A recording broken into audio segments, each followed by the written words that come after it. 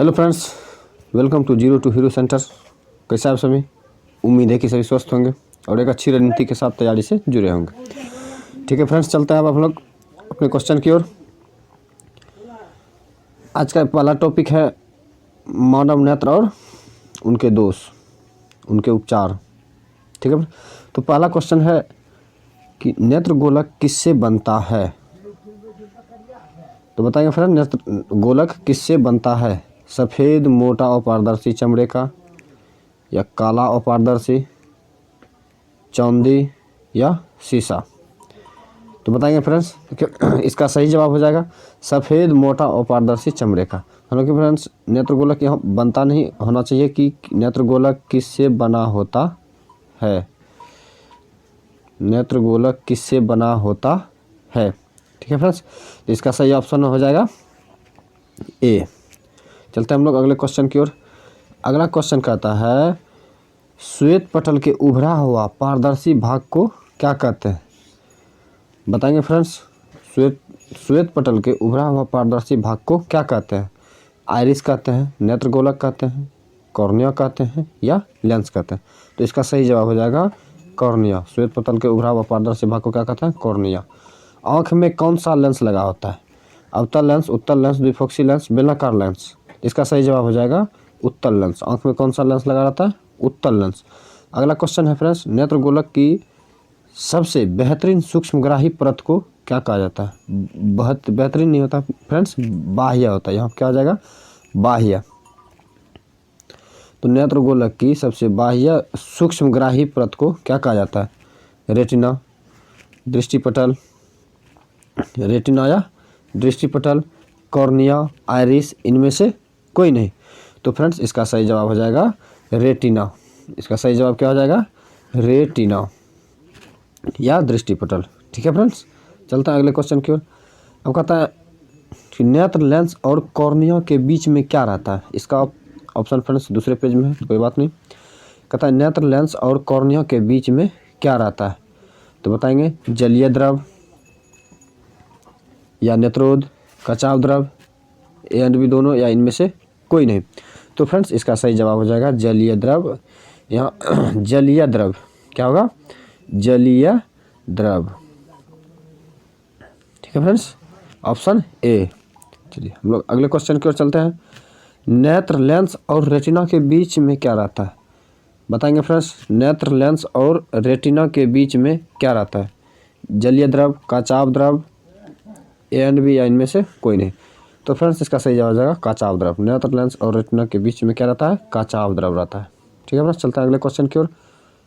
अगला क्वेश्चन है फ्रेंड्स, आँख का वह भाग कौन सा है जो अंधेरे में फैल जाती है और प्रकाश में सिकुड़ जाती है? तो बताएंगे फ्रेंड्स, आइरिस, पुतली, कॉर्निया या नेत्र लेंस? तो इसका सही जवाब हो जाएगा पुतली। पुतली जो है अंधेरे में जाने के बाद वह फैल जाती है और प्रकाश में सिकुड़ जाती है। इसलिए तभी देखते होंगे कि भाइयों कि जब प्रकाश से जब घर अंदर जाते हैं तो वहाँ अंधेरा दिखता है। कारण यही कि बाहर में जो है पुतली सिकुड़ी हुई रहती है और अंदर जाने के बाद फैल जाती है। ठीक है फ्रेंड्स, चलते हैं अगले क्वेश्चन की ओर। कहता है अस्पष्ट दृष्टि की न्यूनतम दूरी क्या होता है? 16 सेंटीमीटर, 17 mm माइक्रोमीटर, 25 सेंटीमीटर या 25 mm? तो इसका सही जवाब हो जाएगा 25 सेंटीमीटर, ऑप्शन सी। ठीक है फ्रेंड्स, चलते हैं अगले क्वेश्चन की ओर। अगला क्वेश्चन है सामान्य नेत्र के लिए दूर बिंदु होता है। तो बताएंगे फ्रेंड्स, सामान्य नेत्र के लिए दूर बिंदु कितना होता है? 25 सेंटीमीटर, अनंत, 2 किलोमीटर, 1 किलोमीटर? तो फ्रेंड्स, इसका सही जवाब हो जाएगा अनंत। सामान्य नेत्र के लिए जो है दूर बिंदु क्या होता है? अनंत होता है। ठीक है फ्रेंड्स, अगला क्वेश्चन है दूर बिंदु और निकट बिंदु के बीच की दूरी को क्या कहा जाता है? तो बताएंगे फ्रेंड्स, क्या कहा जाता है दूर बिंदु और निकट बिंदु के बीच की दूरी को? दृष्टिपरास, फोकस दूरी, समंजन क्षमता, या इनमें से कोई नहीं। तो इसका सही जवाब हो जाएगा दृष्टिपरास, ऑप्शन ए।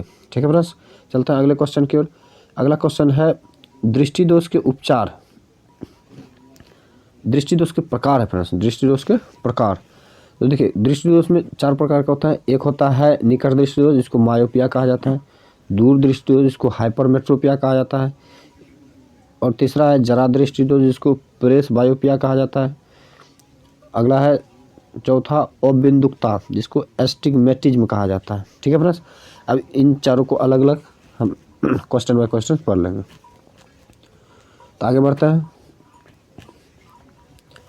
देखो फ्रेंड्स, आगे कहता है कि निकट दृष्टि दोष में नज़दीक की वस्तु दिखाई पड़ती है परंतु दूर की दिखाई नहीं पड़ती है।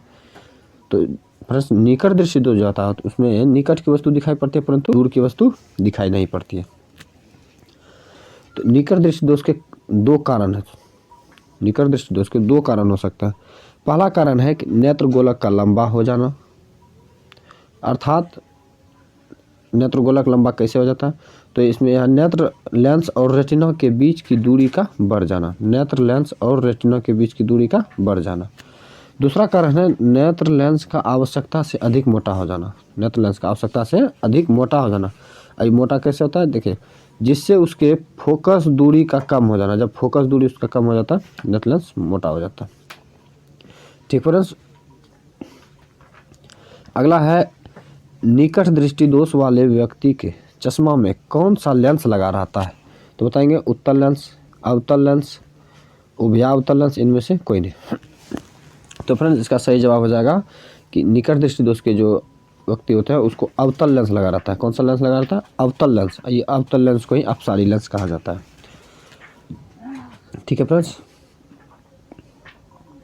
अगला है दूरदृष्टि दोष के दो प्रकार हो सकते हैं। दूरदृष्टि दोष के दो प्रकार होता है।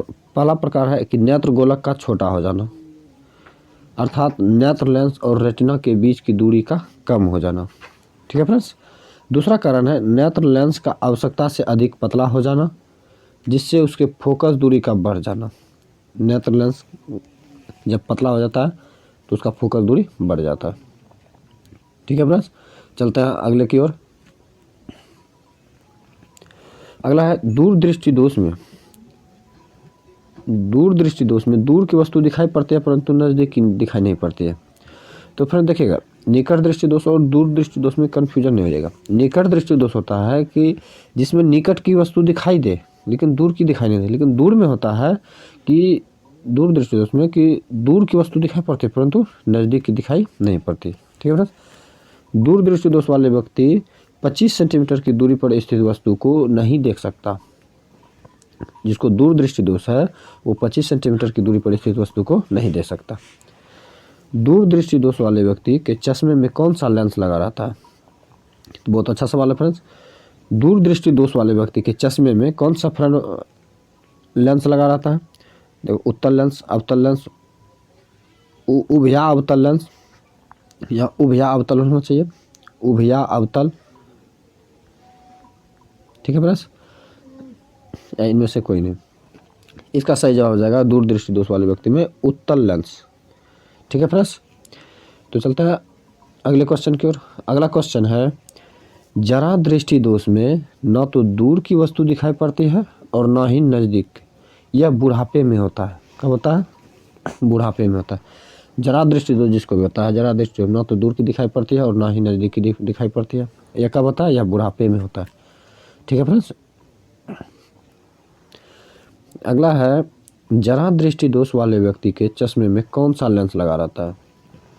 अवतल लेंस, उत्तल लेंस, अवतल लेंस, उत्तल लेंस, द्विफोक्सी लेंस, या बेलनाकार लेंस। देखिए फ्रेंड्स, जरा दृष्टि दोष वाले व्यक्ति के चश्मे में जो है द्विफोक्सी लेंस लगा रहता है। कौन सा लेंस लगा रहता है, द्विफोक्सी लेंस लगा रहता है। ठीक है फ्रेंड्स, आगे कहता है अबिंदुकता। अबिंदुकता के उपचार में बेलनाकार या टॉलिक लेंस का प्रयोग किया जाता है। अबिंदुकता, इसे निर्बिंदुकता भी कहा जाता है। तो अबिंदुकता के उपचार में बेलनाकार या टॉरिक लेंस का प्रयोग किया जाता है। ठीक है फ्रेंड्स, अगला है अबिंदुकता के कारण कॉर्निया का टेढ़ा मेढ़ा हो जाना। अबिंदुकता होने का जो कारण है वो क्या है, जब कॉर्निया का टेढ़ा मेढ़ा होना। कॉर्निया जब टेढ़ा मेढ़ा हो जाता है तो उसी को ही अबिंदुकता या निर्बिंदुकता कहा जाता है। ठीक है फ्रेंड्स, तो आज तक का यही सवाल था। टोटल 22 सवाल था। इसमें देखेंगे कि आप लोगों का कितना सही हुआ। जिसका जितना सही हुआ तो कमेंट में बताएंगे। थैंक्स।